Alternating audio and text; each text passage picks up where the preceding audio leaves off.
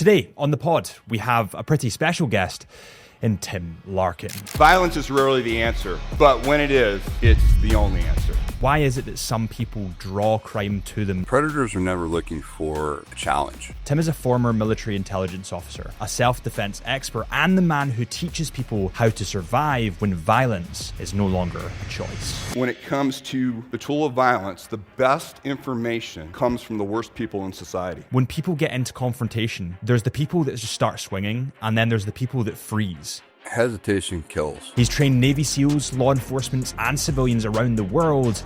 And in this conversation, we dive into SEAL training, the realities of self-defense, and even the political climates in the UK and America that are fueling more violence. This was a really fascinating conversation from a truly fascinating individual. But if I could ask you a favor just before this podcast starts, if you could do me a huge favor, and I promise you this is the last time I'll ask, if you could hit that 5-star button, like button, subscribe button, whatever it is, wherever you are, I'd really appreciate it. It helps us so much more than you know, and the more likes and subscribes and shares we get, the more incredible guests we can get on the podcast. Thank you. Without further ado, my name is Harrison Brown, and this is the Into the Mind podcast, and let's welcome Tim Larkin.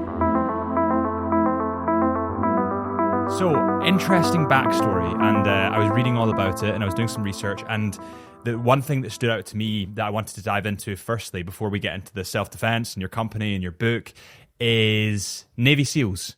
What went on in the Navy SEALs? Yeah, so ever since I was a little kid, my dad was an officer in the military. One of his last commands put me in Navy housing, literally right across the little highway, and on the other side was this huge obstacle course, concertina wire, the whole thing. And I was about, I think, 12, 13 years old. And so my brother and I would go over there, and we would throw a carpet over the concertina wire, and we'd jump over, and we'd play on this. We'd play on what we thought was just a playground for us. Turns out that was basic underwater demolition school, where they train, Wow. Where all the Navy SEALs go. So I grew up kind of as a kid that way. They kept kicking us off, and we knew nothing about it. This is in the early 80s, and back then the SEALs were still very, very hushed. It wasn't something that was well known, and I had no idea there was you got this job where you get paid to do that kind of stuff. So I was enamored with it. I learned everything I could about special warfare at the time, and I decided, oh, this is the job for me. This is what I want. And so I did that. I went through my father. The only thing my father made me agree to was to go to university. And so I did that. After university, I got selected, to go to training, which was in itself. I was up against 2,500 people for, 2 slots. And, I got one of the 2 slots, and it was great. And, everything was great. I knew everything about training. I went through, my team won Hell Week, which is the big event, kind of in SEAL training. And, I was full of myself. I was the number 1 guy in the class. And, at the very end there, I had a little congestion. I had a dive that I had to do. I remember it was on a Tuesday. And if I took a medical day, I would have had to make the dive up on a Saturday. And at that point, it was the last phase of training. And, I didn't want to give up my weekend, because we had things to do, important things to do at 21, and so I forced the dive, and I ended up having a really bad accident and blew my ears. And, so here I was, bigger, faster, stronger, the number 1 guy. And over, an instant, I knew as soon as the corpsman looked at my ears that I was done. I knew that I wasn't going to be able to dive anymore, and so, at that point, I thought my life was over. Basically, you're a young guy, and that's all you ever wanted to do. And I was going to the team at the time. I also had a selection of where you went, and I was going to SEAL Team 4, which was doing counter narcotics back in those days. Anybody who's watching anything on Netflix, like the Narcos program or any of that, or that, Yeah. that was the era, and we were operating down there. So I was very excited to get that. But then that was all taken away from me overnight, and my whole thing changed from that. But the community really liked me because I did very well. So they sent me to intelligence school, and then I got a slot at the admiral's command of the SEAL teams. I was the most junior guy at the command. I had no business being there, but they had a slot that they thought would be good for me. And I ended up having just an amazing career, actually working with everybody. It was an interesting time to be in the SEAL teams at that point because everything was coming together. Before 1987, everybody worked independently. And then in 1987, we had a joint command called the U.S. Special Operations Command, and everybody started working together. So I was at the ground level of that, and I was making, I was reaching out, and I was responsible for reaching out to all the other special operations communities and liaisoning as a young man. I mean, I had modified grooming standards, meaning I had longer hair. Now I willingly keep my hair short, but back then, to have long hair was a big deal. So we got to do that. I dressed in civilian clothes, and it was a fascinating career. But that's where, the one thing for me in my story is that injury that I had, that diving injury. Like I said, I was the number one guy in my class. I was bigger, faster, stronger. And yet I could not overcome a true injury to the human body. And that was my first time where I couldn't will myself out of it. I couldn't, it was something, my body had an injury that I had to respond to and I couldn't control. And what's interesting is that was kind of the very beginning of the understanding of how I now train people. All these years later, it's evolved into the training that I do in self-protection, self-defense. But it's all based off of injury to the human body because it's the one thing that all of us are susceptible to. And so it was just strange. That's what ended my career, opened up a whole other career for me. And, at the time, of course, I couldn't see that. But when I look back on it, there was a really a huge, a huge change in my life that took me in a completely different direction.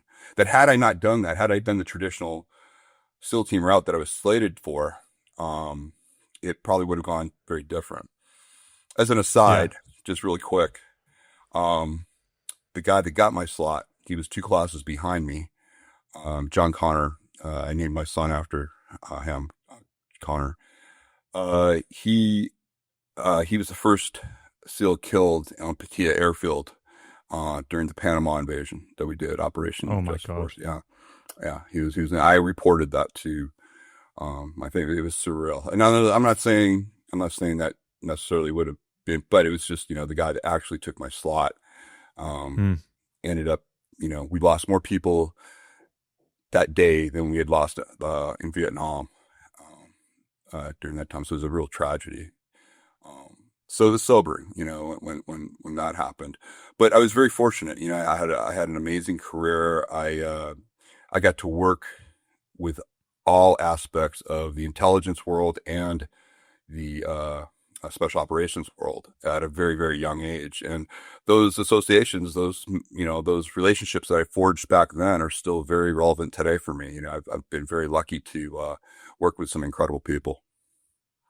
When did that change in terms of the shift to people not really knowing about the Navy SEALs, them being like this undercover group of elite soldiers, to all of a sudden you have Marcus Luttrell on the TV, you have like these humongous actors playing Navy SEALs. When to you was that switch?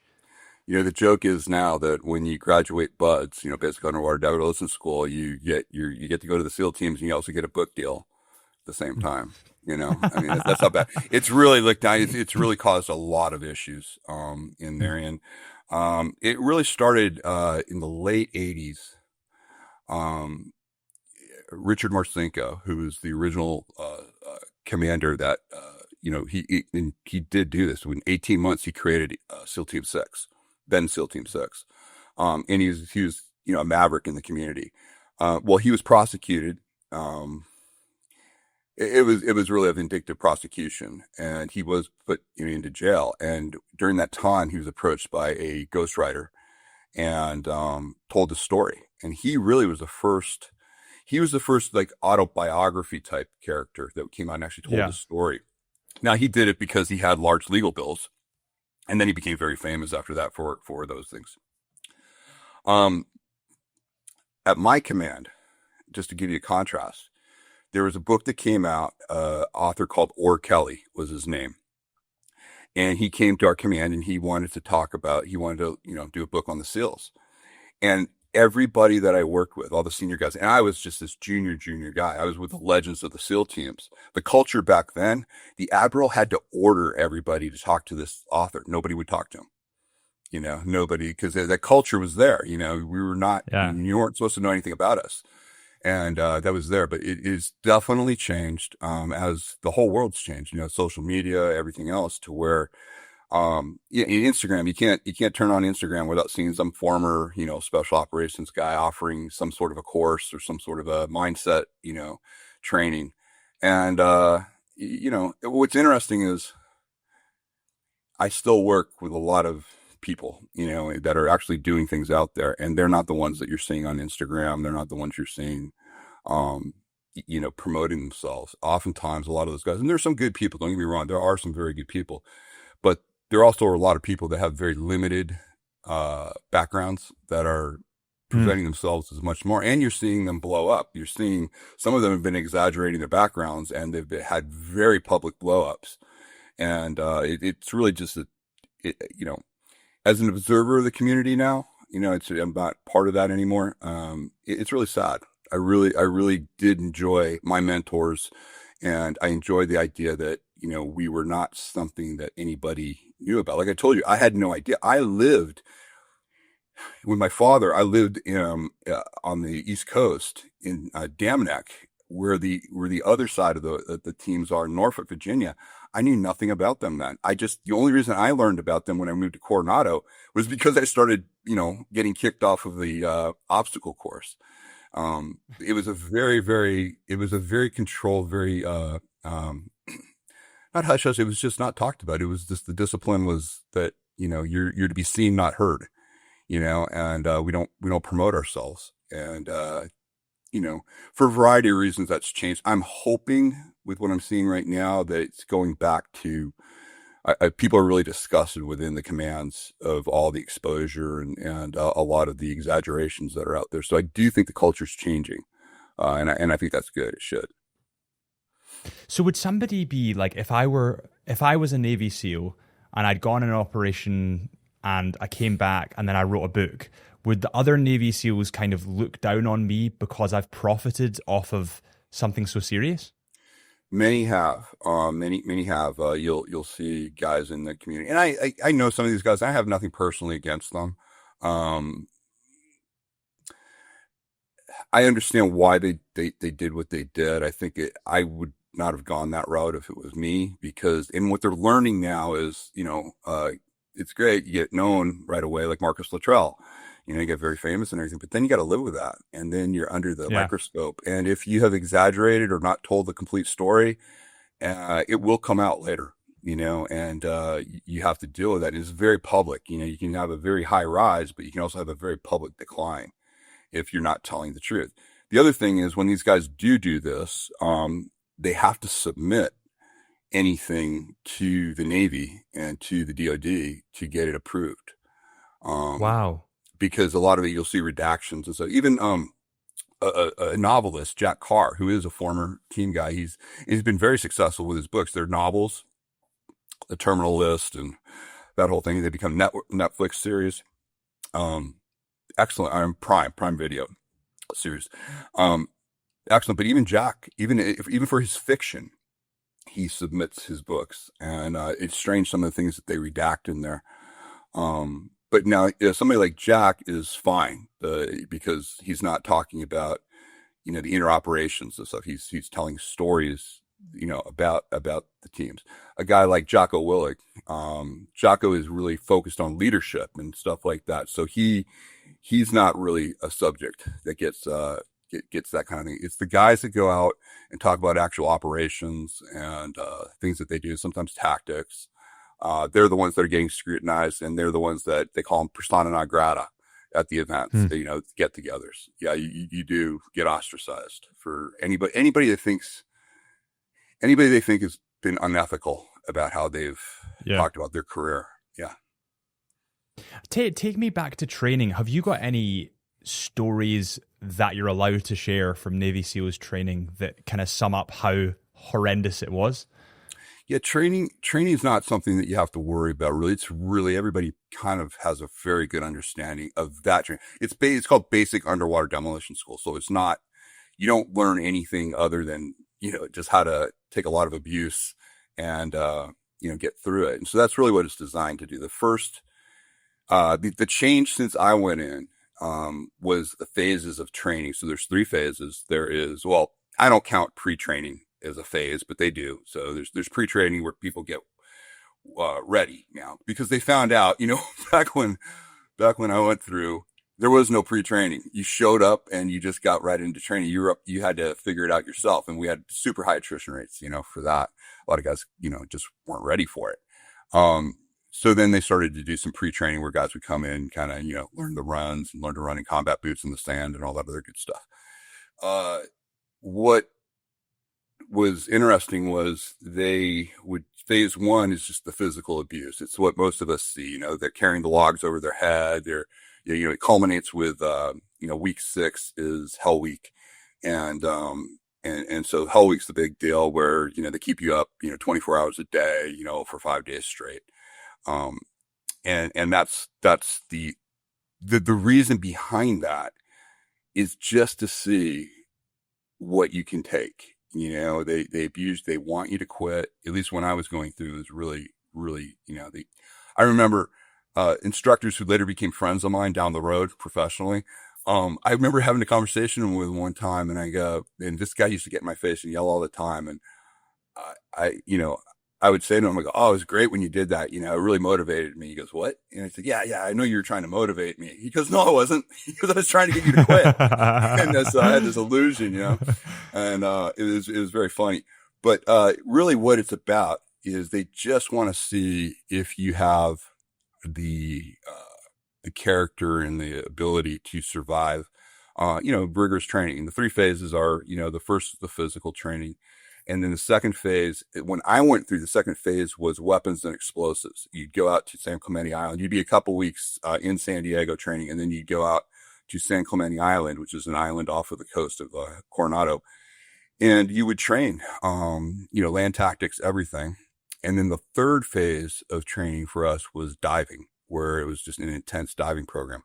Well, what they found was that a lot of guys would make it through the first few phases of training, but dive training was where they'd lose a lot of people. And they had a couple of incidences, which was really interesting, where washouts from buds were now trained tactically, at the very basic level, but competently, how do you, do explosives and do training. And a lot of times those guys would get out and they would become not just private military contractors, but they go work for some bad guys once in a while. And so what they figured to do is they switched it. So now you do the physical training up front first, just like always. Second phase of training now is dive training. So if you wash out of dive training, you have not been trained in any explosives or anything advanced that way. So now that kind of really helped reverse things. And now, so the last training now is the land warfare phase. And I think that was a very smart move that they did. So people would learn to create the bombs and how to use them and then drop out and work for the bad guys. Yeah, basically you'd have some people. Now listen, it wasn't a lot of people, but it was enough to be concerned. And all you had to do was change. Had you changed the phases, that never would have been a possibility, And so that's all they recognized it, that they had a couple of cases where that was happening. And I think it was really smart that the command decided to make that change. Oh yeah, for sure. That's kind of terrifying. Does it concern people that SEALs that later become public figures might give away kind of like secret tactics or secret training programs? It's rare. It's rare when that happens. Even the bravado that you see a lot of times. I saw one guy kind of pushing it, but even him, he would get to the one stage where you'd go, he better not say this next thing. And then he doesn't. And you go, okay, all right. So he's pushing the edge on certain things.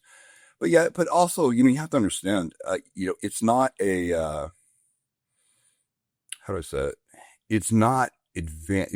When we're talking about basic underwater demolition school, the first training that you get, if a guy comes out of that, yes, he has basic training and a little bit more advanced than say a basic Marine or Army infantry guy or a Air Force operator. So yes, he'll have more advanced weapons training, but it's nothing compared to what you get once you graduate. And that's when you Right. really learn, you really start to learn and integrate into the teams. And when you graduate basic underwater demolition school, you're not a SEAL. You just qualified to go to the SEAL teams, and then you go through advanced training after that. And if you make it through that, then you get your credential that you're a SEAL. So you go to your SEAL team, and then that's where you get accredited as a naval special warfare operator, and you get the insignia, the buds, insignia, the Budweiser, and that's where it happens. There's a misconception, I think, that a lot of people think you graduate from buds and you're automatically a SEAL, and that's not the case. What is the biggest frustration for you when watching Hollywood movies regarding the Navy SEALs? Chisholm Hunter are the sponsors of the Into the Mind podcast, and without Chisholm Hunter, I would not be sitting here today. They're a luxury jewelers located in the UK with 30 boutiques throughout, and they specialise in luxury watches, but also luxury diamonds. They're actually world-renowned for their luxury diamonds, but they have brands, they're official stockists of brands like Omega, Tag Heuer, Vacheron Constantin, Breguet, Blancpain, pretty much every incredible brand that you can think of, they're official stockists of them. Also, being a watch collector and watch enthusiast, I think it's super important to get your watches from an authorized retailer. Unfortunately, there's just so many fakes kicking around now, guys, and it's so important to go somewhere like Chisholm Hunter for your luxury watches or your luxury diamonds. As a thank you for listening to this podcast, we're giving you an exclusive 10% off selected lines on Chisholm Hunter's website. All you need to do is type in the discount code CHSUB, that is CHSUB, for a 10% off selected lines. Head to chisholmhunter.co.uk, that is chisholmhunter.co.uk,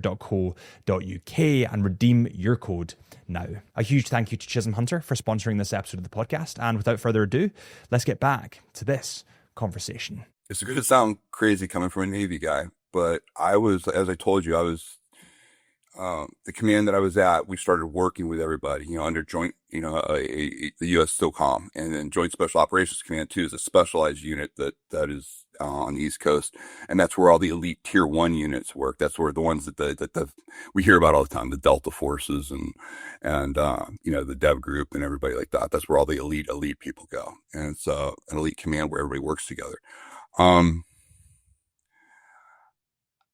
SEALs are very good at certain things. And I got a lot of respect, obviously, for my friends in the teams. But what's interesting is we no longer, since the GWOT, the Global War on Terror, that we've had for the last 20 odd years, everybody works with everybody now. It's the craziest thing. I had a very good friend that was in the head of intelligence for what you'd call Delta Force. And what was interesting was he had Air Force people, he had Navy guys, he had everybody integrating into the units all the time. They're cross-training all the time. There's way more cooperation than the old days where everybody was very parochial. And so now special operations is really kind of a mix. You still have, obviously, your traditional units. The Navy is very good at maritime and what they do. Delta is very good at hostage rescue, where we're at, but so is Dev Group. There's not this, there is a much more cooperative training. I remember the one thing that I really learned as a young officer was how capable the other groups were, at what they did. Everybody wants to go in, like if you're going into a situation, you want your Air Force guy there. You want your combat controller there because, man, he can call it in when you need it, and it's just really great. So people really got to respect each other's abilities, and that's been very unique. I would say what makes the United States Special Operations community very different from the rest of the world is I've met Special Operations personnel from all over the world, and quite frankly, there are some units that are out there that are just physical specimens that are just amazing. I mean, amazing operators. But what they can't do is what the U.S. can do. We can get a call, and within the worst case scenario, 18 hours, we can have people on site anywhere in the world. at any time. We have the logistic capability to do that. And that's something that really no other country has the ability to guarantee. So say, I'll give you a perfect example. New Zealand SAS, excellent operators, really, really good guys. I mean, when my friends would go out and train with them, they'd come back and just go, oh my God, these guys, they beat the hell out of us. But should something happen, New Zealand does not have the capability to get their people anywhere that quickly. So it's, it's not a question of training. I think around the world, you find most special operations units, caliber wise, can per man operate very well. We would have guys come from all other units. I remember I went through training with a Finnish special forces officer, and he had to go through buds with us. Here's a highly decorated guy, fought against the Russians, did all sorts of crazy stuff, and yet back then we had an understanding no foreign national could work with us, the Naval Special Warfare Group, unless they went through basic underwater demolition school. It was a very arrogant approach, but it was interesting. So here's this guy at 37 going through training with us. And that's, 37 is not old, but for that, it's pretty impressive that he did that. He was just a specimen. The guy was just amazing. There were some kids we had from Costa Rican special forces. These guys were just, they went there because their countries paid for the training. And so, especially on the third world countries, you better not fail. I remember this one kid, Dookie, he was from Costa Rica, and he was doing the underwater breath hold swim, and he passed out underwater because he wouldn't come up, because you would fail if you came up and you do it again. And he got such respect from everybody that, he did that. I mean, I remember the instructor literally pulling him up, and he's out cold and they're reviving him, and he's yelling at us going, you see, this is dedication. This is, it's hilarious, So you got to see, tenacity wise, every culture can produce a similar quality individual, some more so than others. But what you learned was logistics really is what the difference is. The ability to be able to get people to the point and get them supplied correctly and supported. And that's something that the U.S. still has a big edge on everybody that way. When you take that part of it out of it, what special forces group would you say is the most deadly on Earth? Oh man, you're gonna get me in trouble. As a contractor, once I was out,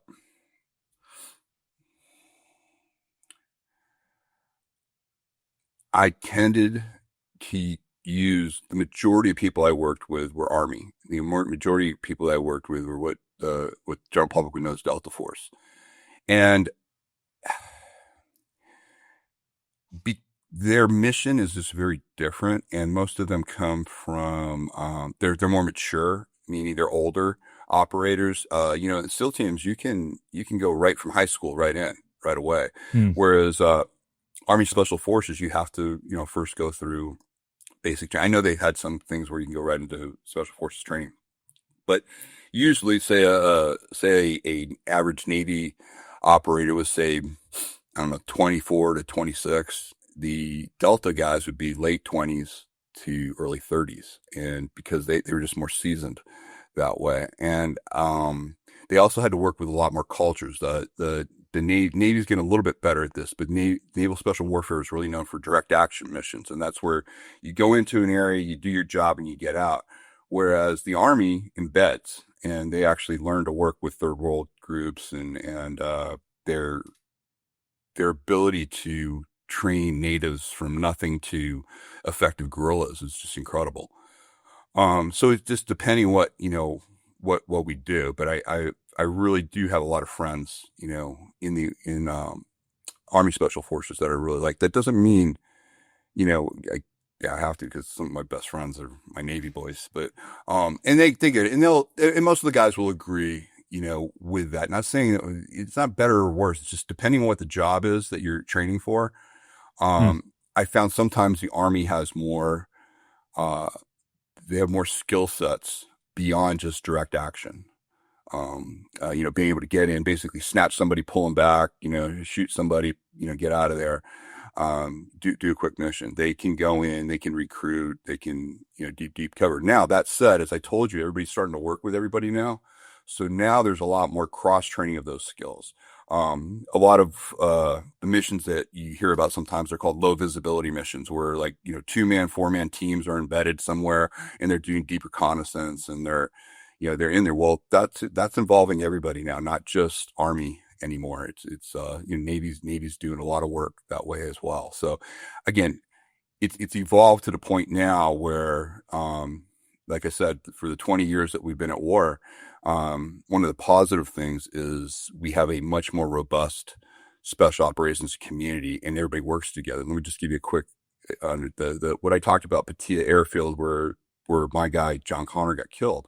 7 guys were lying on the field at Patia Airfield and they could not call the Air Force. Their comms were different than the Air Force comms during that time. Like, people weren't talking, and that because of Panama, because of just the fiascos that happened with communications and everything. That's what brought about the USOCOM and this tradition. We should all be able to talk to each other. You think something as basic as being able to call for help, you could do that, but they couldn't do that. Guys died on the airfield because they couldn't get medical evacs during that time. So it's been very interesting. We've learned some very hard lessons, but we've made it much better now. What happened with John Connor? He was shot in the head. It's completely the decision made by the on-site commander. And this is the other thing, the clarity of, recently it was kind of an uproar here because people don't understand why they did it. But the current administration recently changed the name from Department of Defense back to the Department of War.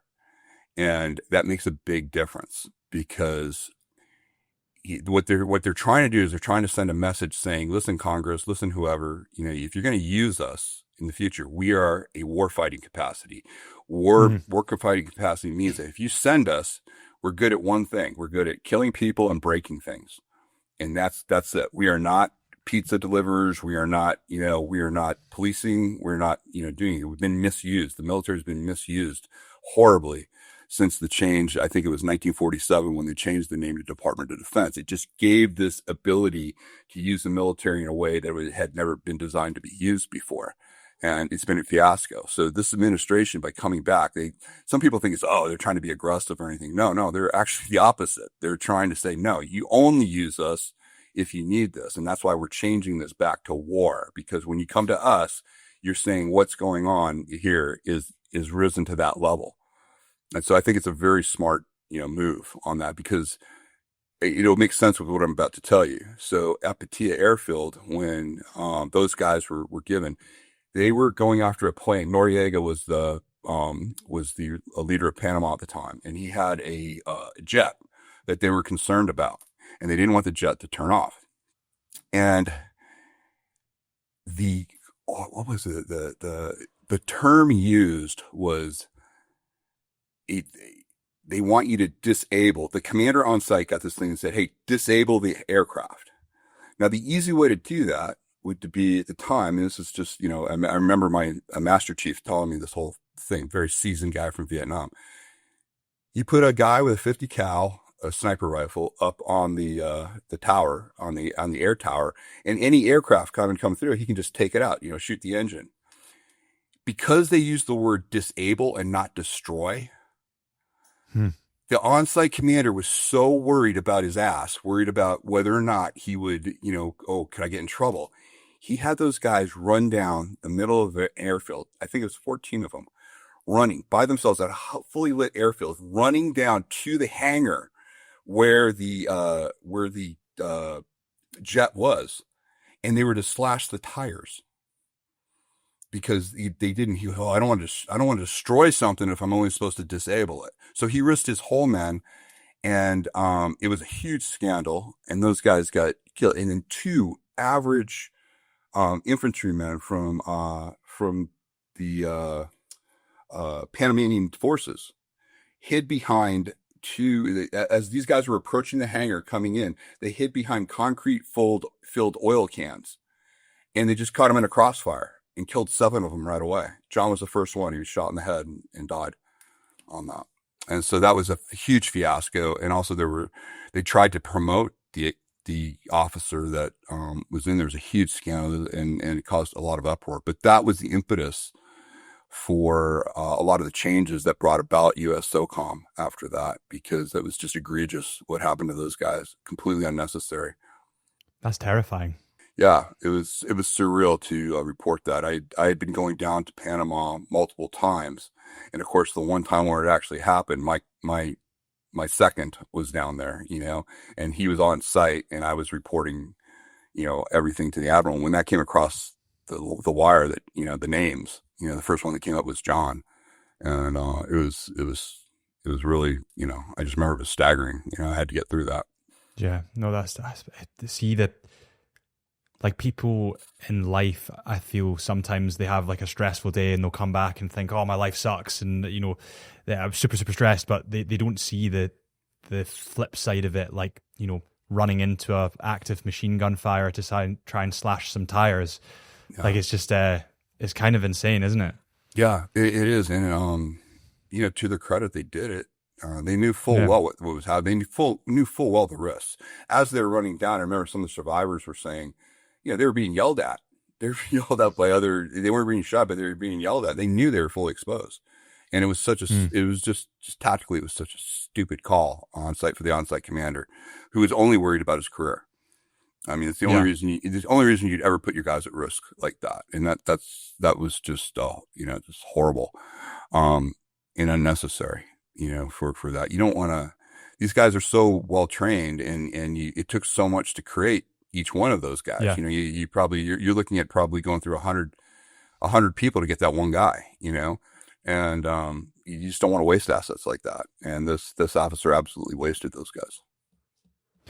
Where were you at this point? I was at Special Operations. I was at Naval Special Warfare Command. So I'm in Coronado, California. We're literally, because they're building the whole thing. So we're literally in double wide trailers. The whole command as it's being built. It was brand new, and it was a really interesting time to be right. And I want to be very clear. I was a very junior guy. I had no business being there. I had no real experience of anything at that time. And, because I was an intel guy now, I went from being, what I thought was going to be a very hands-on operations thing. I had to adjust to being in intelligence, which was a very humbling thing for me, for somebody with my personality. Did you find it, because I've seen a lot of interviews, and I've actually had a lot of people on that say, the amount of SEALs guys or Army guys that apply based on what they see in Hollywood films, and they're like, the action that you see in Hollywood films is like an entire career shoved into an hour. It's not really like that. Is that kind of true? It's the action's actually quite minimal comparison to the preparation. Well, I'll tell you, the real mentality, I guess I can sum it up with my first commander. So as I'm waiting to go to basic underwater demolition school, I was assigned to special boat unit. Those are the really fast, like cigarette type boats that are used to deliver the SEALs in. There's some specialized boats. And the guy that I was with was a legend, a guy named Steve Elson, and he was my CO. And he loved me. He was really great. He was helping me get ready, prep and everything. And he brought me in one day. And he called me Timmy, and he goes, Timmy, he goes, son, you can't wait to get out there, can you? And I go, no, sir. So, I was all revved up. Yeah. He goes, you just want to get out there and kill those communists. Because we were getting, we were back. It was the Russia days and the whole thing, Big Red, and that was our whole thing. So just understand that's where it's coming from. And yes, sir. Yes, sir. And he goes, great. He goes, you need to promise me one thing. And I said, what? He goes, you're going to be responsible for your guys, because I was an officer. I said, yes, sir. And he said, you need to plan the mission so that you get all your guys over there, you sneak up, you shoot that bastard in the head, and you're back at base before they ever knew you were there. Can you promise me you're going to do that? Because you need to take care of your boys. And for me, it was so sobering. It was like, wait a minute, what happened to the Rambo stuff? What happened to this? And boom. No, these guys were very surgical, and it was just such a sobering thing for me to hear that. This is my leadership. This is what he's telling me to do. He goes, this is how you do it. And the other thing he said, which the SEALs were famous for, at the time was they were very, the SEAL teams back then, prior to the command that I told you about, after the command I told you about, it blew up and you could have admirals. It was very rare for the SEALs to have an admiral. Usually lieutenant commander was as high as you would go. So that's an 04 level, but there are many times where a general officer would come up with some wild plan and he'd tell the SEALs, hey, this is what you're going to do. And there were many times where an 04 would know, no, we're not doing that. I'm not putting that's a stupid mission. You're putting my guys at risk. We refuse that. And they'd stand up to it and they'd call it out just on the tactics and stuff.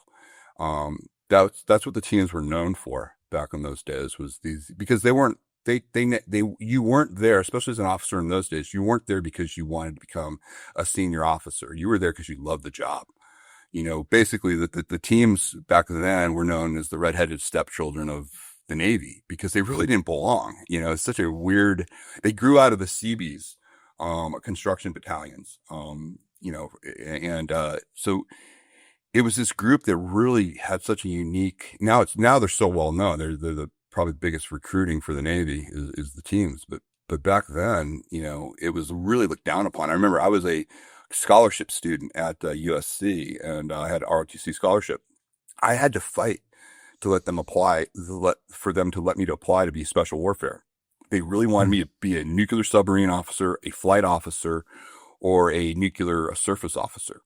Those were the prestigious jobs back then. They thought I was wasting my career going to special warfare, and I really had to fight for that. And now, of course, it's the exact opposite. Special warfare has a very high credibility level now, and you see, and that because you see guys from the Naval Academy applying all the time, which they never applied prior to the expansion.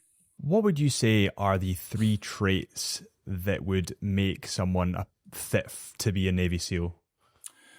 It's surprising people. When I got there, and you'll hear this. And again, I always have to be very careful. I never had the pleasure of being able to operate. I did a lot of stuff as a private military contractor, but in there, I never got my platoon. I never got that honor to have those guys. So I'm speaking only from my observations, and I'm speaking from having a tremendous amount of friends in there and where it's at. But if I would say consistency, it is, you can't look at somebody physically and you're very surprised. I saw a lot of Division I athletes that came in, just world-class guys that they got a little bit of cold water and they quit. And then you'd see this kid, kind of a doughy looking farm boy from the Midwest who just, you couldn't stop him. He was just like, no matter what they threw at him, he might not be the fastest guy, but he was tenacious and he made it through. So it's really surprising. It does come down to a level of mental toughness, but not the bullshit Instagram motivational stuff. It's like, really, it has to be an inner desire. You have to want it. And how you compartmentalize hard evolutions. Like, the big thing that you learn, especially in SEAL training, is if anybody tells you there's a time where they don't want to quit, they're lying. There's something that happens because it's designed, the training is designed, no matter what your skill sets are, it'll find something within the training that'll be difficult for you. And so what you have to do is you have to trick your mind into saying you have 4 meals throughout the day. That's the great thing about training, is they do feed you. And so the mindset always was, okay, I'm going to quit at lunch. I'm going to get through. So I'm going to go into lunch and I'm going to quit. Well, you go into lunch and all of a sudden you got a hot cup of coffee, you got something, you start feeling a little bit better. You go, okay, I'll wait to quit so you're constantly going to quit at the next meal, for a while until you get over that. And then you just, you start playing those mind games with each other. If you sit there and think about the totality of the training, you go, oh my God, this is 6.5 months. You don't do that. What you do is you take it chunk by chunk and you go, okay, I'm going to get to lunch. I'm going to get to, dinner. I'm going to get to mid-rats. I'm going to get, and you take yourself throughout the day that way. And all of a sudden, you got 4 months behind you, and then it's just there. So I think that's one of the big things, is not thinking about the totality. Just think about where you're at, and you want that Kaizen approach, that Japanese Kaizen concept of Kaizen, which is incremental success, just little improving just a little bit each time. If you can have that kind of mindset, it really helps you with something like that.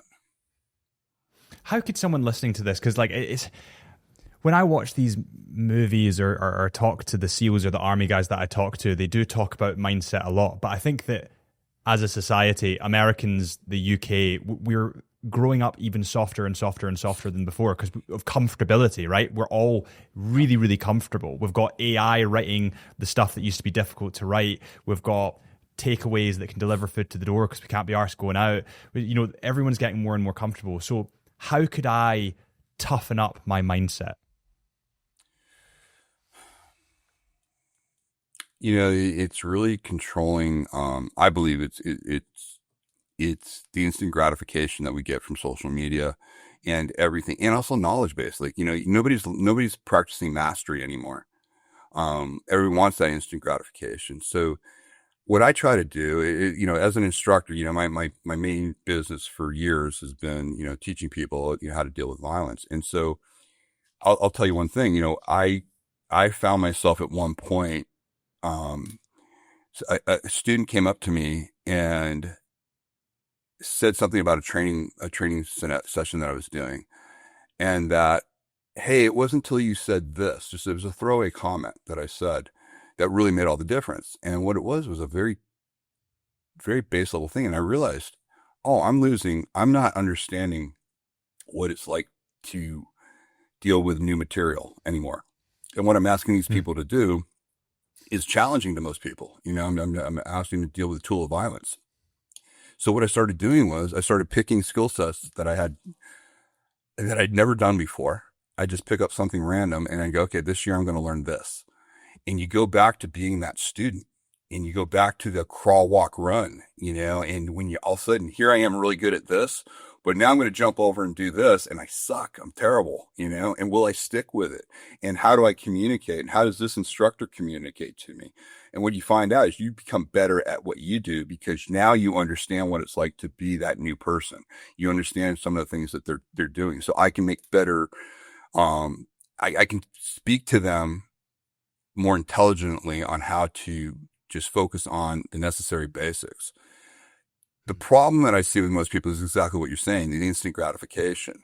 For me, AI is fantastic because it can take 30 years of knowledge that I have, you know, all the things I've written, everything there, and I can help it compile something. It can literally go through everything that I've ever written. And I say, listen, I have a blog post that I want to do, and I want to emphasize this, this, and this. It can give me something that is really great. And I just do my edits. It's in my voice and everything. But I have that 30 years of real knowledge, you know, that I'm pulling from. So it's incredibly useful to me. What I notice a lot of times is people will use AI and you can quickly see there's nothing behind it, meaning that AI wrote it and some of it's correct, but you can tell they didn't know how to edit it correctly. They didn't know how to bring it up. And, you know, they're just going for the quick fix. And anybody now can go back. I think the biggest thing that we all can do is AI is going to take over a lot of things. I tell everybody the most valuable thing you can do is learn about human nature. Read everything you can about human nature and learning about it. You know, Robert Greene has a very great book on human nature. The 48 Laws of Power is very good. His books are great because they're very well done, and everything he talks about really is about human nature. And that's not going to change. That's the one thing that's going to remain constant, even with AI. You know, humans are going to be humans, and how we communicate with each other and how people manipulate you. The person that can communicate right now, when I go to hire somebody now, if I have somebody that is a great communicator, I'll take them because I can train the skills. What I can't train is that integration. If I want to freak out one of my younger instructors, I'll call them. I'll just call them out of the blue, and they're free. Oh my God, what Kim? What's wrong? What's wrong? I go call and say hi. Like they cannot conceive that I didn't text them first. That I didn't, you know. There's this, but direct human communication is a lost art, and I think it's probably going to be one of the most needed skill sets in the next 20 years as all this other stuff happens. You know, how do we interact with each other? Because we've really lost that skill set. And it's absolutely critical, especially in, like, you know, areas like law enforcement, anything where you have to communicate with our human beings. We're producing a lot of police right now that literally have never put their hands on anybody, and they've never actually talked to anybody. the best police are those that go into the neighborhood and they engage, and they know the community, and they know the players, and there's this a relationship that you have. And that's, what I'm hearing from all of my friends now that are the trainers, of these guys at the academies. They're going, these new kids that are coming out don't know how to talk. They don't know how to engage with each other.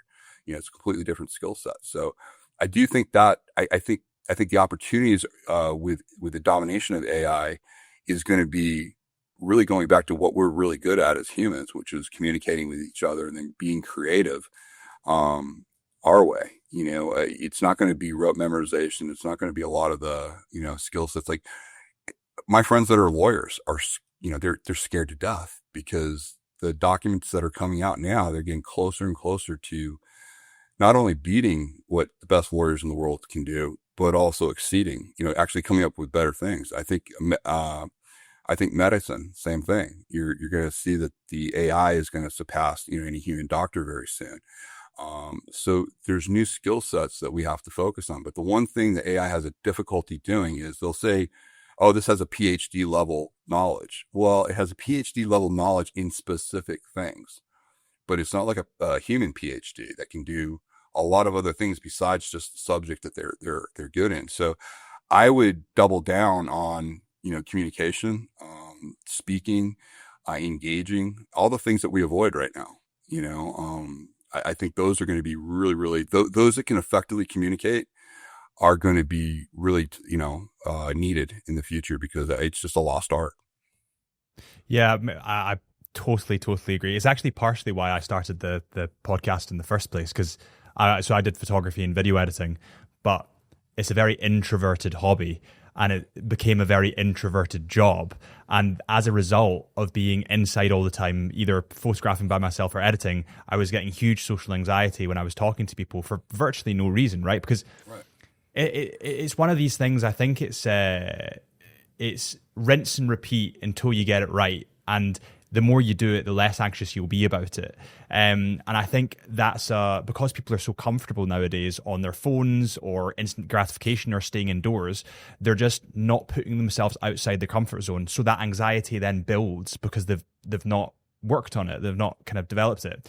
And I'm really glad you're actually here to talk, because I'm really nervous about the way society is going, because I don't think it's natural for people to be stuck indoors. And I think as a result of people being stuck inside, glued to a screen on disgusting websites, it's warping their mind, and there's so much more violence in the world. I mean, you saw recently there was a lady that got stabbed on a bus and killed, stabbed in the neck. I'm not sure if awful, horrendous attack of a guy that's just clearly lost the plot. And I think I'm not directly tying that to social media, but I think that the age of social media is making us weirdly more non-social. It's having a huge part to play in mental health issues, and I think that somebody like you is needed in a time like this to actually teach people how to defend themselves from people that are antisocial and do have issues going on in the brain. When it comes to defense, it's weird because I've never been a target, whereas some of my friends that get drunk, they seem to just draw people to them. They seem to just be like a beacon for crime. Yeah. Why is it that some people draw crime to them, draw attacks and brutality to them, whereas others don't? Predators are never looking for a challenge. They're looking for an easy out. And when you profile, you're drunk, you're loud, they can tell you're slurring your words, you're not on your A game. You're an easy target a lot of times. And a lot of times with real predators, when the loud drunk is, doing things, remember, anything that he's doing, if he's yelling at you a certain way and he's trying to intimidate you, what he is doing is he's showing you what would work on him. So he's saying, okay, this is to intimidate somebody, you got to do this, And so real predators understand that. That's why they just ignore it. They don't buy into it, and they see it as weakness, and they see it as a way to exploit somebody. And so that's why I'm saying understanding human nature is so important. I can look at somebody and they can be offensive to me, but I register, I look at it, I go, the guy's slurring. I go, his reaction time is there. This isn't a threat to me. So I'll engage them very differently. I'll just be calm and, I'll joke with them sometimes. I'll just disengage it because I can tell, if I don't take the bait and I don't give them the response that they're expecting, that oftentimes it'll just dissipate. Now, if it doesn't, it's really easy because if that doesn't work, then I know, okay, I'm dealing with a problem here. I got to take care of the situation. But it's a very rare situation where you actually have to get to that point. I think training people in the tool of violence is a real challenge. And the best way to handle that challenge is to clearly define when it would ever be acceptable. And by understanding that, you're then able to dismiss a lot of other stuff that would probably get an ego reaction out of you, or you would think socially, I need to respond to this because if I don't, I'm going to look weak. And when you understand that's a game you don't want to play, and it's really stupid. It's going to get you into a lot of trouble if you go down those routes. And when you show people, your goal in life is not to necessarily learn how, like when I teach people, my goal is to show them if they ignore all the things that help minimize violence coming in your life, and you get to the point to where you have to use the tool of violence, here's what you're going to have to do to somebody else to be able to survive this situation. So I start them at the worst possible scenario, and then I can move them back. So when I show them the most brutal use of the tool and what you would have to do, it'd be justified, but still you'd have to do it to somebody. People then, well, I don't ever want it to get to that point. Then they're willing to listen. If I just tell them something like, oh, don't go to the ATM after 8:30 at night, they'll nod their head, they'll do it. And then the first time where it's inconvenient for them not to do that, they'll go take the risk. But then if you've taught them, okay, here's what you have to do to human beings should you do it, and then you show them video. The one good thing about what's happened in the last 20 years is the surveillance cameras that we have everywhere. It provides a lot of, acts of violence. What's really interesting, especially in the UK, they did a really interesting study where the CCTVs that are, prevalent all throughout London really didn't deter crime at all. It just was able to track it a little bit better, and you could see it, but it didn't, people knew fully well they were being monitored, and they still did the act of violence. So it's not what we think, that time.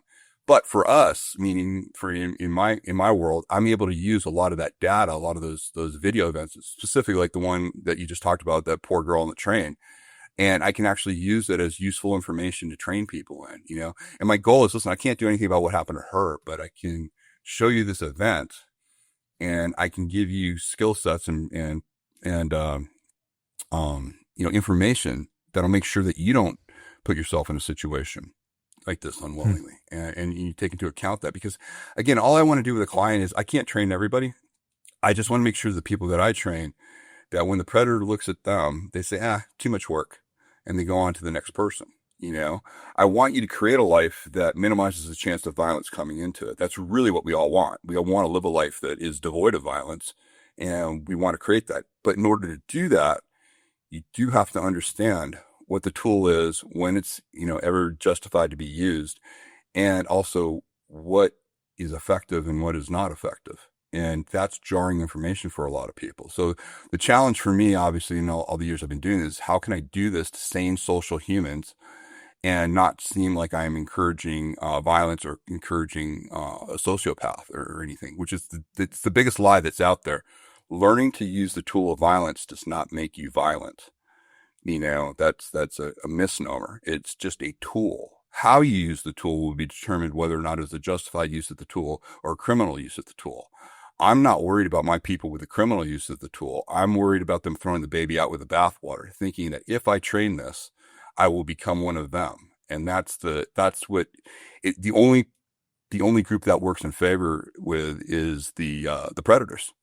They want us to be ignorant of the tool of violence, because that way they solely control it. I'd agree with you. And I think that people don't want to think that bad things exist, because that's why the police are there. That's why the army's there. But really, like, I've seen behind the curtain, I've interviewed a lot of people, and the things that these guys deal with are fucking horrendous, and they exist.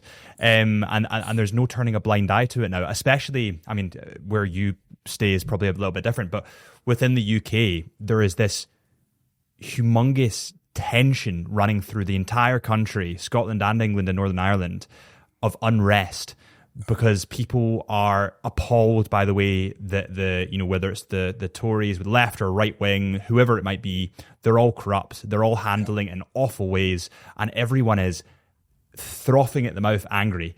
And as a result, you're seeing huge amounts of crime everywhere. It's rampant and nobody can do anything about it. So turning a blind eye to it it's not going to save you or protect you when something inevitably does happen. My parents lived in a relatively nice area in Glasgow, and there was a truck reversed against their gate to break the mechanism. 4 guys from Ukraine, or was it Bulgaria, then broke in. They used up a massive square-looking thing to punch a hole. They were professionals, and they robbed the entire house, and it was in a relatively nice area. So these things, you can't turn a blind eye to them, and actually, like, the best measure is to take the action prior to it happening. You'd rather install the safety alarm in your house before you get robbed so that it goes off. It's one of those kind of things, and I do think that especially within the UK, there's just this underlying tension, and it's fueled by alcohol and drugs, and it's not if, it's kind of when. At least that's the way that I see it. Do you think that I've always had this weird issue or seen this kind of weird issue happening when people get into confrontation? There's the people that just start swinging, and then there's the people that freeze. Right. Why is that? Hesitation kills. That's my big thing is with training people is I don't want to control your fear. Fear is excellent. It's an excellent. What I want to make sure is that you don't hesitate or freeze. And that's usually because they don't have any knowledge on how to respond.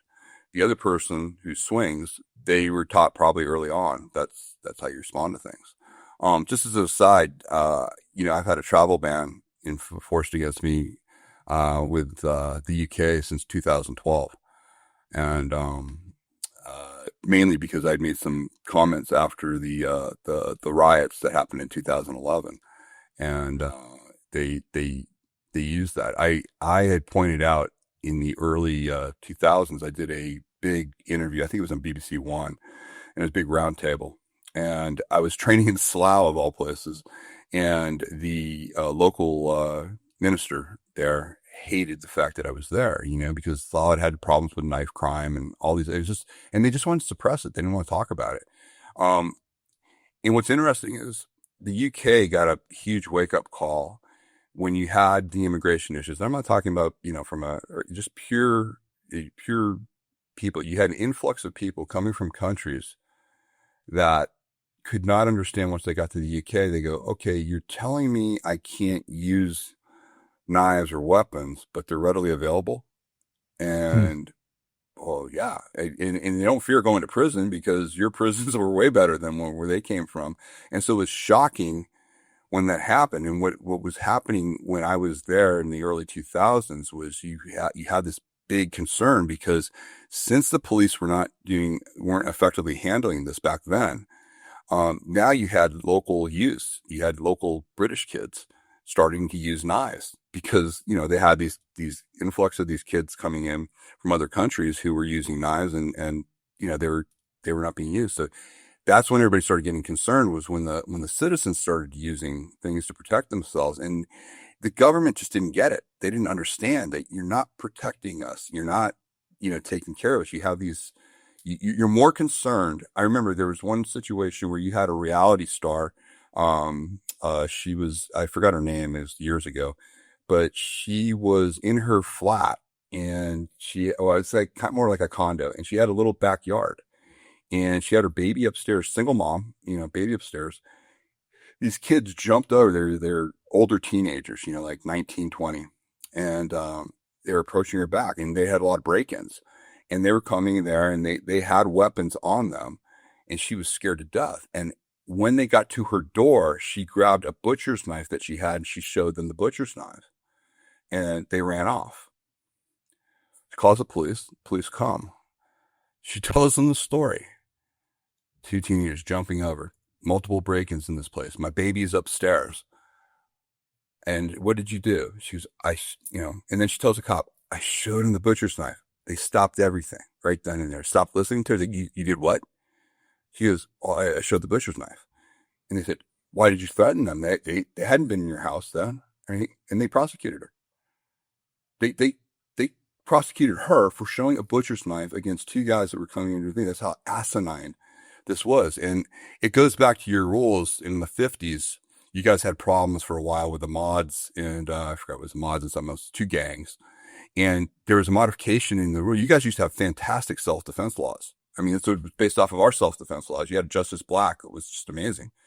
But in the 50s and 60s, you guys had this gang violence going on. And what you did was that a lot of things, and the gangs they were manipulating. They're saying, oh, the only reason I did this, I went to go help my friend. My friend was attacked. And so then we went to help him. And so then they made this law where you weren't allowed to do anything. You weren't allowed to help anybody. You literally, if you saw somebody getting attacked, you could not go over there and help that person. The only people that had the ability to do that were the police. And so you have this situation where people were afraid to take any sort of action, any sort of self-protection, self-defense. Had another situation where you had a pensioner. He was like, I think he was in the late 60s, World War II guy. This is probably about 15, 16 years ago. Had a drug addict that lived up above him in another flat, 37 years old. His wife is sickly, the older man, his wife is sickly, and he would go up and just knock on the door. He wasn't yelling or anything, just knocked on the door, asked the guy to be quiet, because he was playing a lot of loud music, making a lot of loud noise. This guy got enraged, and he looked at him and, slammed the door. The guy goes back down to his flat. This guy comes down, has a knife in his hand, kicks the door open, and starts attacking. First, he attacks the wife. Well, this guy used to be a boxer, in during the World War II years and stuff, older guy. And he just, a little guy too. He was much smaller than the 37-year-old. He just, was able to beat him. And he beat him to the ground. And with his fists, he didn't use any tools or anything. This guy came at him with a knife. It went all the way to the high court. They said he used too much violence. It went all the way to the high court. And the judge was horrified that he could not reverse it. He had to issue the sentence, but he did issue a remittance that kept the man from going to prison. But he was going to prison because somebody kicked his door open, attacked his wife with a knife, and he defended himself. That's how crazy the UK laws were at this point. And it was well-meaning. It's just like, it's not the laws in theory. It would be great if the police could always show up. But the Metropolitan Police, I remember when they came out and said, we are no longer first responders.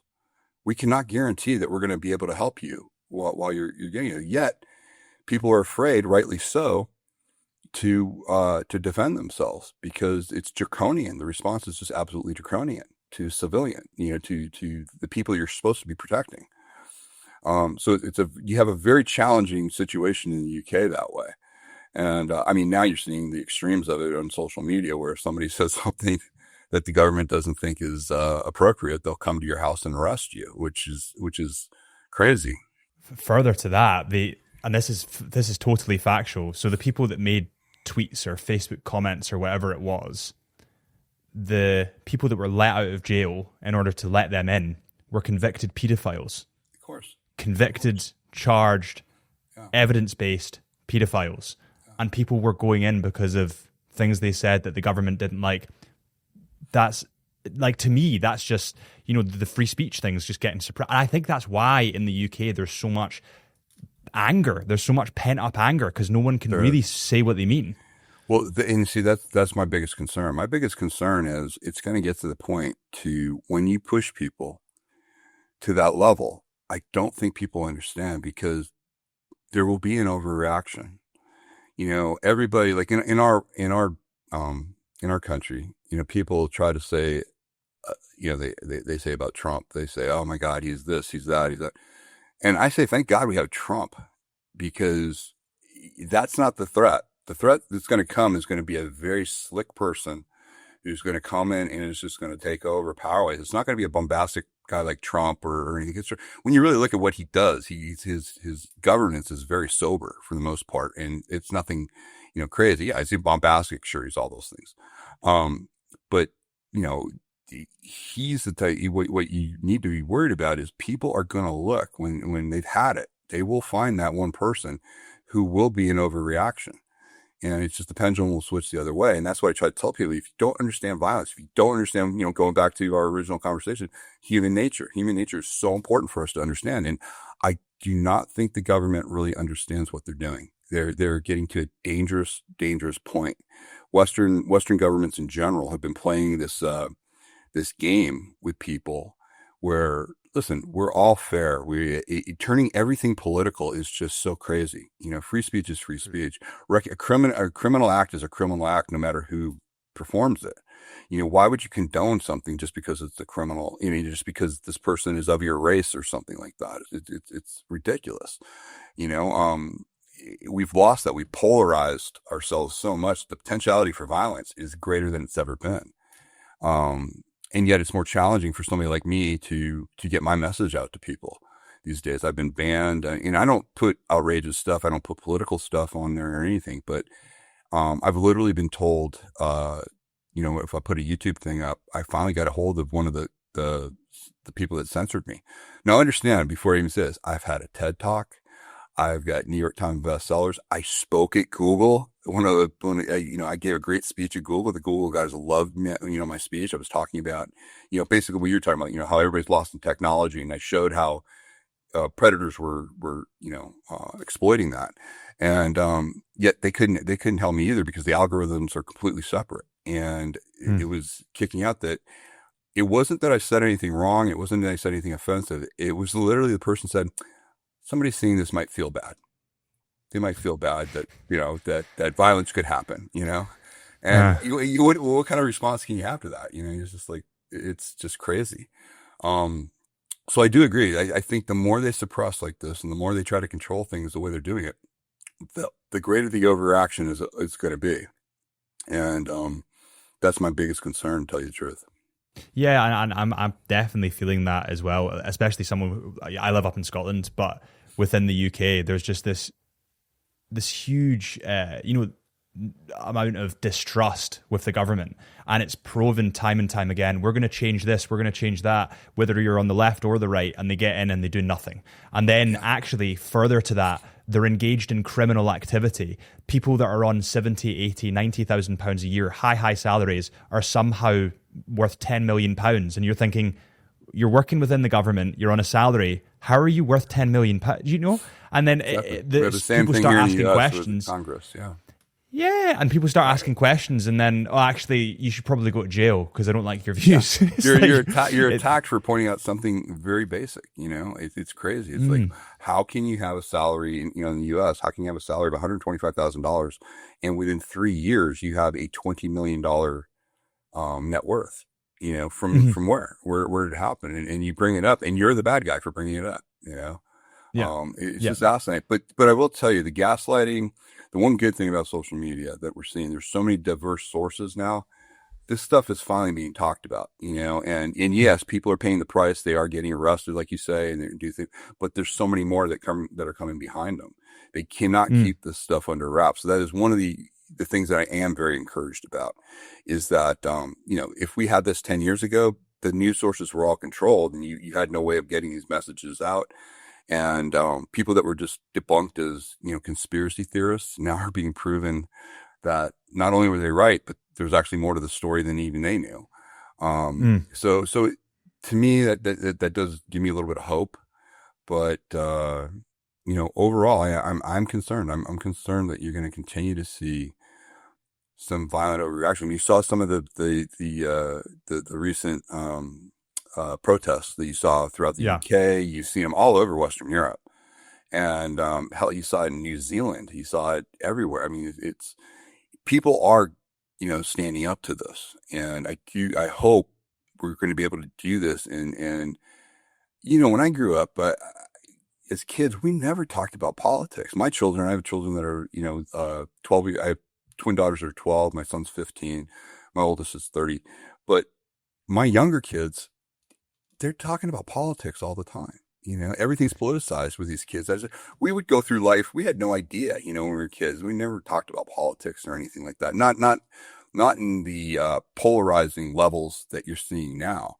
And a lot of that is the social media algorithms have really produced this. And there's not a good answer. When you talk to everybody, I talk to a lot of people in Silicon Valley and they just throw their hands up. They're like, yeah, it's like this genie we let out of the bottle and we can't control it because it'll keep feeding you more of what if you like, every time you like something, it'll feed you more of that. And so then now you'll see your feeds. And what's really interesting is start liking something different and start seeing how quickly that's all you get, and so, so if you have people consistently, clicking on the extremes, they're just going to be, and as you and I talked about, this idea of you starting the podcast that you talk to people, think about how many people aren't doing that. Think about how many people are insular and their whole world is their relationship is with their computer or their phone, basically. And that's the only groups they associate because they're not getting out there talking to people. They're not out in the real world, and so it's a huge, you're pointing out a huge problem. And I wish I had a better answer, but, we're up against some very powerful, I mean, these things are really powerful, and, they control us. I show a video. This is what I showed at Google of a, Seattle bus being robbed, and everybody's on the bus and they're all like this, in their thing. And this guy is walking down the middle of the bus with a gun and he's robbing everybody. He's just putting it all in and nobody's talking to anybody. They're just giving their phones there, but they're not warning anybody or anything like this. He goes and he gets this one kid and the gun comes right here. This kid actually does a good move. He sees it. He steps up. He redirects the gun. He comes in. He has his phone and you think, oh, great. He's going to use the phone, but no, he takes the phone and he starts putting it in his overcoat pocket to protect his phone. A gun is in his face. He's threatened with his life and he's more concerned about cracking his screen. That's how much these things have possessed us. And what was interesting was I had to show that. I showed the video literally 3 times before the audience caught it. They didn't see right away that look how powerful this thing is. So powerful that he goes to put it in his pocket when he is literally, his life is on the line. And I just try to tell people, we can't underestimate this. You can complain about it, you can bemoan it, but it's here. It's now, how do we work with it? And how do we do this? And I think, what you pointed out, you recognized it in yourself and you forced yourself to do something that was uncomfortable for you. And now you see the more you do it, the easier it gets and the more rewarding it is, and I hope we get back to more, conversations with each other rather than just, going through technology all the time. Yeah, I'd agree. There's two things on that. One is that I think for going back to the kind of government thing, I think that somebody who's actually been so beneficial, now agree with him or don't agree with him, you can't deny that he's extremely impactful. What he does is Joe Rogan. I mean, they literally tried to cancel him and he got bigger, like the platform got bigger. And it turns out that 99% of what he was saying about, I think it was COVID at that point, was right. A lot of what he was saying about it was actually correct. And they tried to silence him. And by trying to silence him, they only made him bigger. And I think that's actually a really empowering thought, is no matter how much they do, they'll send millions of pounds your way to try and get you. And actually all they did was make him bigger. The second thing was, you mentioned mobile phones there and people being so hooked on your mobile phones. Have you seen an increase in crime, specifically via predators, robberies, guns, knives, because people have AirPods in, because they're not aware of the surroundings? Yeah, absolutely. That's my big thing with people is you're giving up with everybody on the bus, they were giving up 2 sensory systems. They're giving up their visual and their audio into here. So they weren't aware. And that's the number one thing that predators look for. They look for people that are immersed in their technology. And it used to be women especially are susceptible to it because women use it as a defensive mechanism, meaning unwanted male attention is easy to get rid of because, hey, I got my headphones on, so it's even harder for this. So the guy that wants to socially approach her, be it, wanted or unwanted, she can take care of him. But she's also inviting the real threat who's seeing her as, oh, she has no idea I'm going to come up right behind her. I'm going to do this. So she actually makes herself a easier target to the real threats, whereas the social, uncomfortable, awkward approaches that she may be trying to avoid, maybe there's a better way of handling that. It's just something there. And the problem is, people will say, oh, I should be able to do this or I should be able to do that. And I agree, I should be able to not lock my doors at night, and expect nobody's going to run my house. But my job when I get to people is I am not going to instruct you in the world the way we wish it was. I have to deal with the role, the reality of how it really is. And so when I do that, I have to point these things out to people and go, yes, I understand why you're doing this, but also this is what you're inviting by doing this. And, it's sad. You see that all the time. You just see people,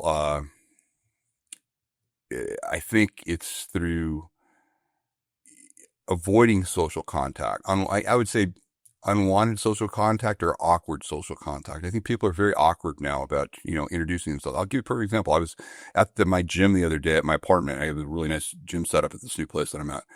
And I'm sitting there and this kid comes up to me and I had my earphones on and I was sitting on a bench and he just wanted to introduce himself. He just said he saw the way I was training. He thought it was great. He had some questions and he engaged me and everything. And it was just like, for me, I thought it was great. I actually took out, I thought maybe I was sitting on his bench or something. He needed, no, this kid just literally had a curiosity of like how I was training, wanted to ask a question. And we ended up having a fantastic conversation, but I can't tell you how rare that is. That's, that almost never happens anymore. And it was really, and I actually thanked him. I go, hey, thanks for doing this. This was really cool of you to take a risk and come up and, talk. Cause we ended up having not only a good conversation, but we also realized we had some things in common. We have some people I want him to meet, but I never would have known that had he not, come up to me and introduced himself, So hopefully we're going to see more of that, because I think that's, like the Joe Rogan thing is ridiculous because Joe's just such an open guy, like he is not left. He is not right. He's a guy, and he really likes to talk. He has tremendous curiosity and he's not dogmatic about things. He literally was, trying to help people and, for asking legitimate questions that we now know proved correct, he was vilified. And how quickly they will, they like you until you say something that goes against their political beliefs or their, the convenience or whatever the narrative is that if you go against, then they'll turn on you viciously. And, it just didn't work with him because he had built up enough credibility with his massive audience and the people that were attacking him, you could tell they had never listened to him. Because if you listen to him across the board, he has so many different subjects that he's interested in, and you can clearly tell he is not a dogmatic individual. He's totally open minded. As a matter of fact, he was far more in the ring of the Democrats and the Republicans than the Republicans on our side. He was far more of a left leaning person. Part of that. And it's so funny now that they have him as a right winger. And I mean, he supported in our world, he supported a guy named Bernie Sanders, who's very, very, controversial, but they literally, they left him. He didn't leave them. He still is a very, socially liberal individual and all those things. But people, if you say one thing that goes against the narrative, you will have this vicious mob come against you and they will do everything they can to squelch you. And that's the stuff I think that people are finally rising up against. In the UK, you guys are really you've been pushed to the edge on this. I know in Scotland, same thing, you guys are having that. And it's good to see. I just hope it doesn't lead to true violence. I'm hoping that politicians can get the message and finally make some changes, before it's too late. Yeah, I would agree. And I think that it just, I was in the riots in, what year was it? This is when I know I'm getting old, man. I think it was 2019. I was in Chile and there was riots going on and it was crazy. There was tanks, there was military, there was rubber bullets, there was people lying in the ground, bruised from these rubber bullets. There was tear gas. It was bad. It was really bad. And I remember talking to my friend that lived there that speaks Spanish. He was a teacher there. I went, what the hell happened? And he said, well, these things have been building up for a long time. And the last straw was that they increased the student subway, the train ticket price. And all of a sudden, people just went ballistic. And I honestly, I really feel that there's going to be one tiny thing that triggers an avalanche. And the UK are going to have to really rethink what's going on, because people are so angry. They're just so furious. The cost of living, they can't afford, elderly people can't turn on the heating, but we have tons of people coming into the country.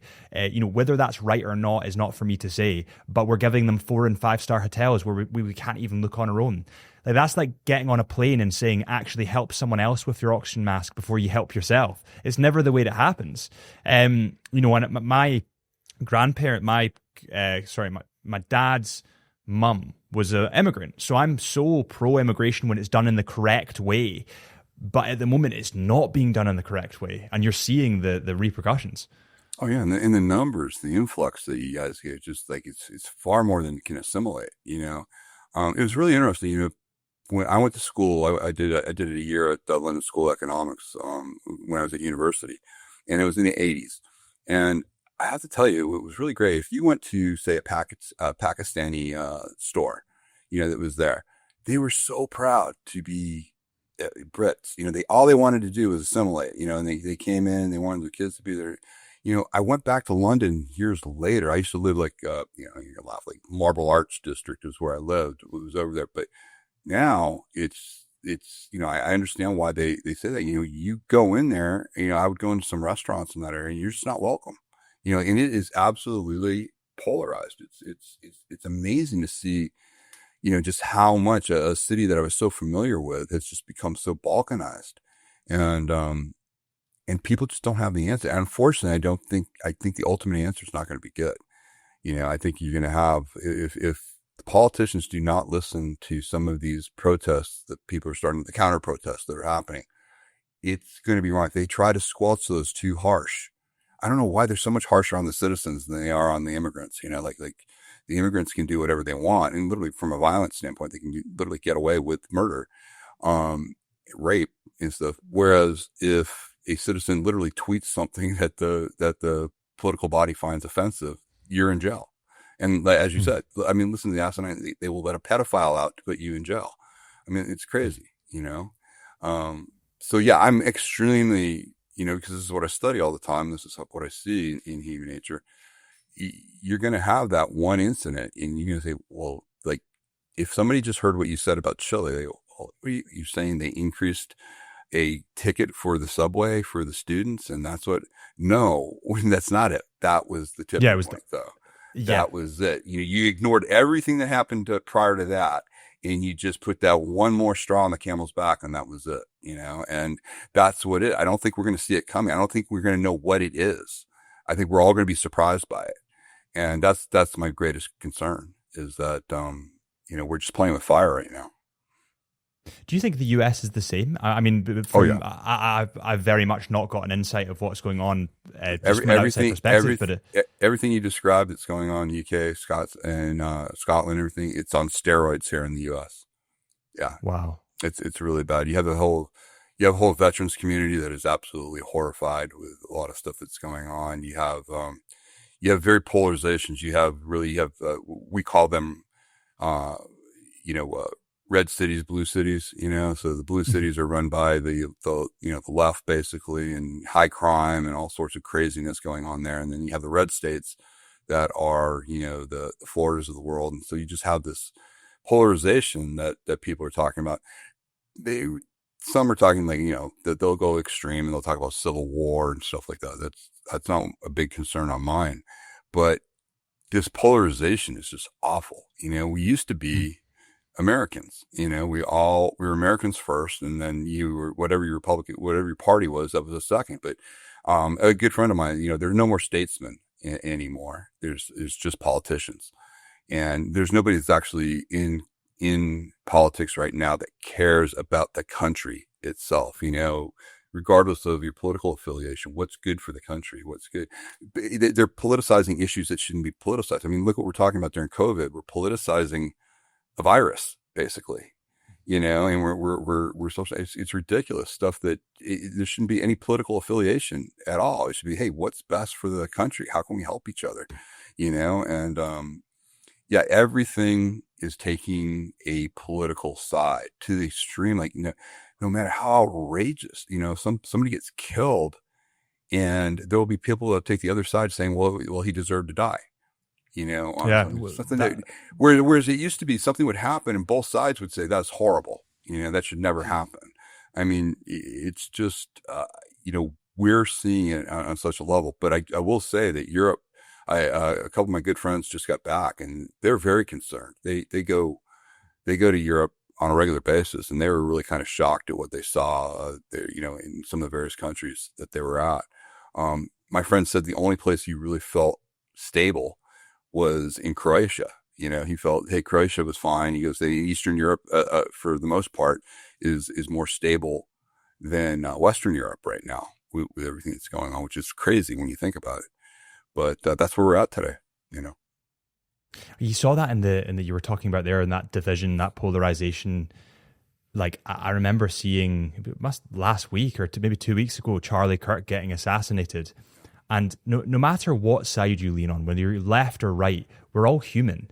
And a man who has a family, who has 2 beautiful kids and is trying to support them, has just been killed. And people are saying that's a good thing. It's disgusting. Like, and the fact that even, see, if I were to go on social media and say, like, my mum and dad would kick the shit out of me. Exactly. Exactly. It's so wrong. And people they're so numb that they don't understand that guy, no matter what he believed, he was a guy with a family. He was not a criminal, and he was exercising his right of freedom of speech. What's the problem? Why don't you go and just debate him and that's it? And job done. Yeah, we've lost that ability to tolerate dissension. I mean, some of my best friends, we don't agree on a lot of things, but he's my friend, and I don't have to, we've gotten away from that. We now are polarized into these groups, and either you're part of the group and you believe the narrative, or if you don't, you're the other way. And it's incredibly dangerous. I see it amongst family members. I got, a buddy of mine said the other day how many family members he's lost just because, they're so down the rabbit hole of whatever side they're on that they can't integrate with the rest of the family. They literally cannot, when the family gets together, they cannot shut up, it's crazy, but I'm hoping we're getting to a point to where this is building to a crescendo, and we're going to realize that we're doing ourselves a huge disservice to civilization by conducting ourselves this way. Yeah, I think so. And I do think that at the same time, and this sounds extremely morbid, and I don't want anyone that's listening to think I actually mean this, but I heard on a different podcast and someone said, we need something really difficult. We need something like I know that in Ireland there was the famine, there's been multiple wars, and he said, what happens when hard things happen is it brings people together. And actually, like, I was thinking about that, and I thought, you're not wrong. Like, see, when I go, even as minimal as going to the airport and the flight's cancelled, you end up talking to everyone about the common shit situation and finding common ground because something bad has happened. I remember when I was traveling, when I was younger, I went to a hostel. There was a cockroach in the hostel. The girls came up to the guys, can you figure out can you get that out? And it brought us together because it was a shit situation. Nobody really wanted to stay there. There was a cockroach in the room, but we were all in it together. And I think that whether you're American or in the UK, wherever you might be, there needs to be you need to just remember that we're all human and we've all got issues and we're all broken in our own ways, and everyone's got different points of view, but that's what makes it so beautiful to be alive. So why don't we just fucking come together and chill out? Chill out. It's so incredible that we're even here. No, I absolutely agree. I mean, no, this has been great. I wasn't sure where we were going to go with conversation, but this has been really interesting. And yeah, it's really interesting to hear your point of view because it's absolutely critical that people have these discussions, and because if not, it's only going to get worse. If we continue to let this, and it will devolve to violence. And we need to avoid that at all costs. What is the most dangerous situation you've ever been in your life? Anything that happened in my professional life, I signed up for, so I don't consider that, doing that. I think probably the thing that caught me off guard one time was I was traveling. I was in I was in the Bahamas of all places, and I had just started dating a girl and came out, and I was taking the advice of one of the guides there to, go to a club.